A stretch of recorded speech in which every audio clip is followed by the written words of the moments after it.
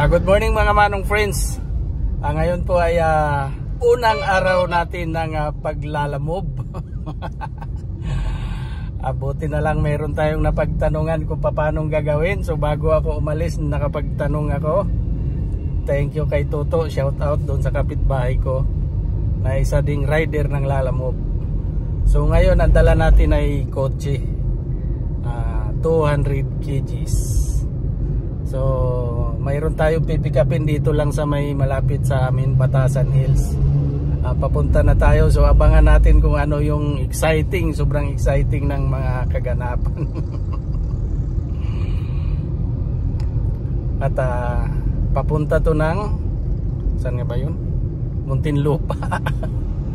At 700 mahigit yung ano, malayo, pero tapos 700 lang, pero kaya ko kinuha kasi siya, nakikita ko kasi na-inspire ako doon sa iba, pwedeng sabayan, kaya yun, gagawin natin, sasabayan natin. So kailangan pala pipick upin mo muna to bago ka kukuha ng pangsabay. So yun, malapit na, papunta na tayo, ano na lang, 1.3 kilometers, so abangan. Manong friends, nandito na tayo sa location, no? So hindi natin alam kung yan yung pangarga natin. Antayin na lang natin. Mga manong friends, na-pick up na natin yung isa, no? Tapos ngayon papunta tayo doon sa Holy Spirit. May isasabay tayo, halagang 328. Pangalawang booking. Tapos bahala na mamaya kung mayroon tayong maisabay pang isa. Kasi konti lang yung karga ng una. Ayawan ko lang yung pangalawa. Pagdating doon, kung mayroon pa ulit na bakante, di sabayan pa natin ulit. Para sulit yung isang takbo. So yun lang. First time ko, hindi ko nga napicturan yung una. Ewan ko, hindi ko alam kung paano. So bahala na mamaya. Yung items di ko napicturan. May picture ako dito sa ano na to, cellphone na to. Pero yun doon sa Lalamove wala, hindi ko mahanap eh. So yung drop off, kailangan yun ang kailangan, importante. So bahala na lang mamaya, update na lang kayo. Ayun mga manong friends, update tayo. Andito na ako sa may area ng Cambridge. Malapit na ako magkubaw, nakatawid na ako ng tulay. At dito tayo pinadaan. So diretso na tayo, unahin natin yung Pasay, tapos Paranaque, tapos Muntinlupa. So pagdating natin ng Pasay, kung may makuha pa tayo ulit na papuntang Muntinlupa, di kuha na naman tayo. First time, pero parang gustong angkinin lahat ng pasahero. Sorry naman, sorry. At yun na nga mga manong friends, no? Ayan, no, gapang-gapang dito sa area ng EDSA. Paakyat pa lang tayo ng Krami.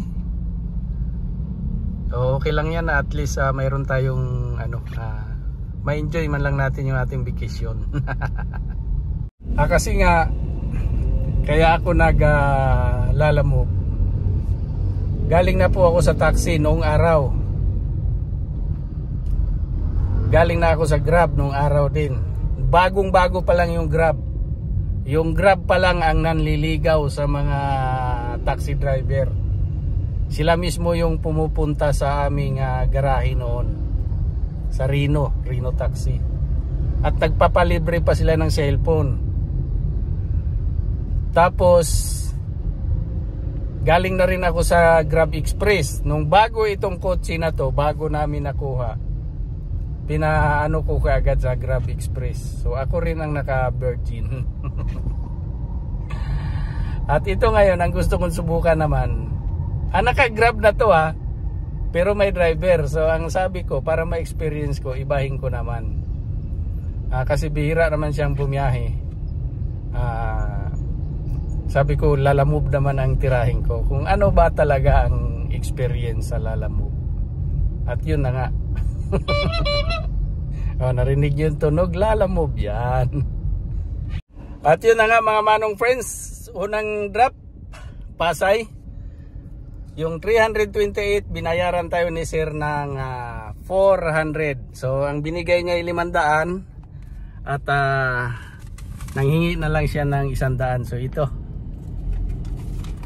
thank you Lord. At yun na nga mga manong friends, no, update ulit na ibaba natin yung ano, no, tapos habang bumabaybay tayo may nakuha naman tayo dito lang din sa Pasay papuntang Las Piñas. So isang way lang naman kinuha na natin, 200 mahigit, pwede na yan pang sabay. Mga manong friends, bigla po akong nalungkot. Kasi nga ang una kong binaba yung Pasay. Tapos nung nagpunta na ako doon sa complete na ano, yung iba yung na-complete ko yung papuntang Parañaque. So ang nangyari nung paalis na ako, hinahanap ko na yung Parañaque, hindi ko na makita yung location. So nagkaloko-loko na, so ang tagal bago ko nakontak yung ano,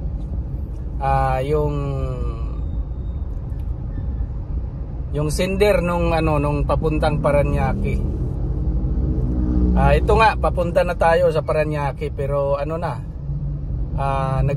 nag-Google Map na lang tayo kasi hindi ko na makita yung hiningi ko na lang yung address nung galing dito sa yung papuntang Parañaque. Buti naman at mabait, at siyempre humingi tayo ng sorry kasi umpisa pa lang, pag pick up ko pa lang sinabi ko na bago lang ako, at yun na nga. At yun na nga mga manong friends, na ihatid din natin sa wakas. At grabing traffic pala dito. So ayun, pinicturean ko na lang kasi hindi ko na magawa ng paraan. At ipasa ko na lang doon sa sa pick up. Ayan mga manong friends, update tayo. Andito pa rin ako sa Muntinlupa, alas 6 na. Mayroon tayong makukuha dito papuntang Shaw Boulevard. 651 ba yun? Bangan nyo na lang mamaya. At mayroon pa tayong idaan sa Las Piñas.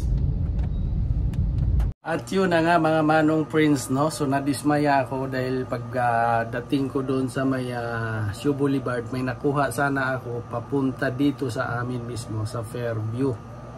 O lagpas pa sa amin pala, North Fairview, pero kung kailan nandoon ako sa kakinansil, kaya nawalan ako ng gana. So tulog muna tayo.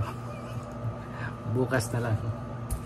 At tapusin na lang pala natin dito, at sa sunod na natin detalye yung buong kasi first time sablay, kaya next time na lang, sunod na biyahe. Bye bye.